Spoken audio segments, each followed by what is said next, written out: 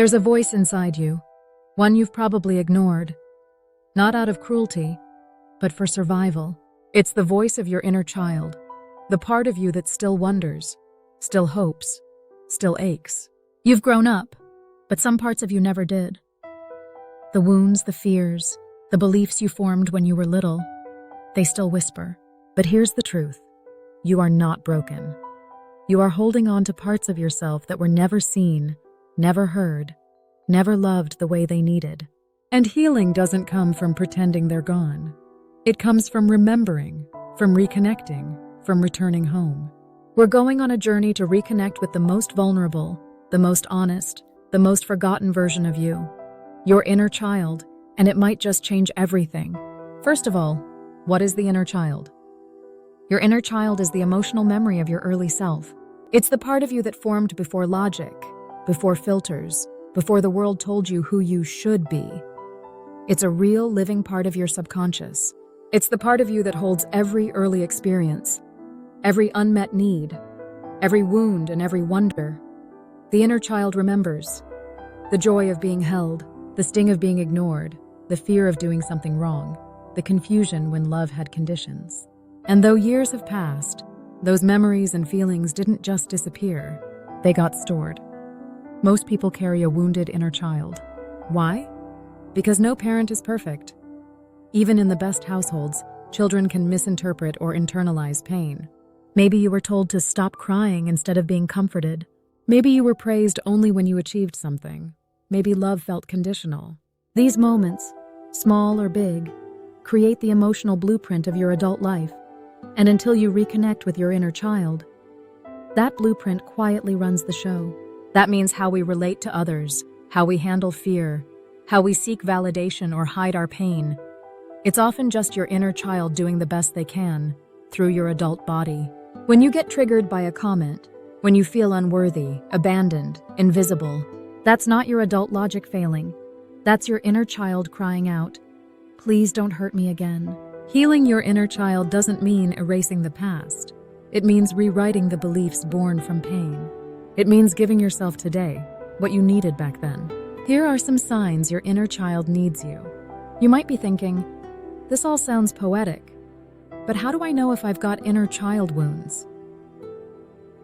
When you're triggered easily, especially by rejection or criticism, when you overachieve to feel worthy, or you sabotage when things go well, when you fear abandonment, even in healthy relationships, when you people please, you say yes when you want to scream no, when you feel unworthy of love deep down. Sound familiar? These are not personality flaws. They're protectors, shields your inner child built to feel safe. But now you're grown, you have tools, you have choice. Let's look at how to heal the inner child. Healing isn't always loud, it isn't always dramatic. Often it's found in the quiet moments, the daily promises you keep to yourself, the soft rewiring of your story. Let's break this into practical steps. Step 1. Acknowledge the pain, write it out, journal and reflect. When did I first feel abandoned? Where was I told I was too much or not enough? And when did I stop trusting myself?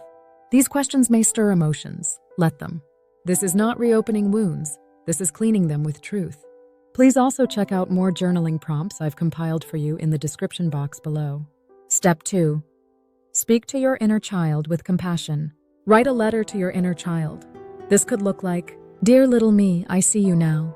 I'm sorry I didn't before. I'm so sorry you had to go through all that pain. You are loved. You are safe. You are seen. I will protect you.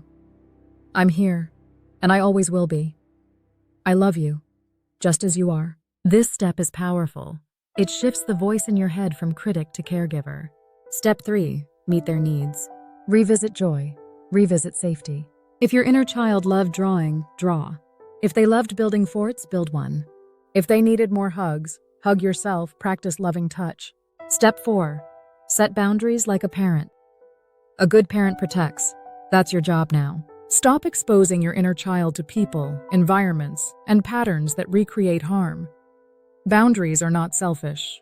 They're safety. Step 5. Affirmations and daily rituals. Use daily affirmations that speak directly to your inner child. Repeated affirmations, especially when you're just waking up and drifting to sleep, can change subconscious beliefs in time.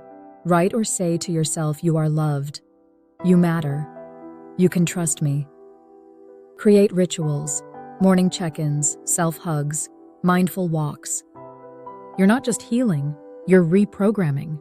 Every time you honor your needs, every time you show up with kindness, every time you listen to your emotions instead of silencing them, you're whispering to your inner child, I've got you now, you're safe. I'm here, and I'm not going anywhere. Integration, becoming whole again.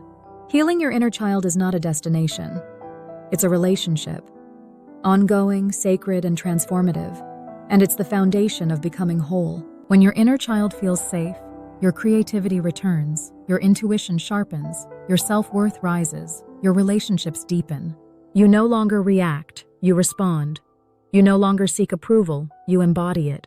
You no longer fear abandonment, because you're no longer abandoning yourself. This is what wholeness feels like. It's not perfection, it's presence. It's not having no wounds, it's knowing how to love them. And if the old wounds rise again, that's okay. You now have the tools to hold them, to hold yourself, to heal again and again. This is your power. This is your return to the truest version of you, to the inner child who never stopped hoping you'd come back. The ripple effect of how inner child work changes everything. Healing your inner child doesn't just change you. It changes how you show up in every relationship, every conversation, every choice. Because now, you're no longer reacting from old wounds. You're responding from deep awareness. You become the parent your child never had. You become the partner who listens. You become the leader who leads with heart. Your healing ripples into your family, your community, your world. Others begin to feel safer around you because you've made peace within. Your healed inner child becomes your compass, your source of creativity, playfulness, deep compassion, and authentic power. You unconsciously give people permission to heal themselves. You model wholeness, not by being perfect, but by being real. This is how the world changes, one healed inner child at a time, and it begins with you. The invitation, your next step. So now that you've taken this journey with me, I want to leave you with something simple, but life-changing. Close your eyes. Place your hand on your heart and whisper, I'm here. I see you and I love you. Do this every day, just for a moment. It's enough to change your life. If you feel lost, start with curiosity. If you feel numb, start with gentleness. If you feel broken, start with honesty. Your inner child is waiting, not for a perfect you, but for a present you. Someone who listens, someone who stays, someone who chooses love.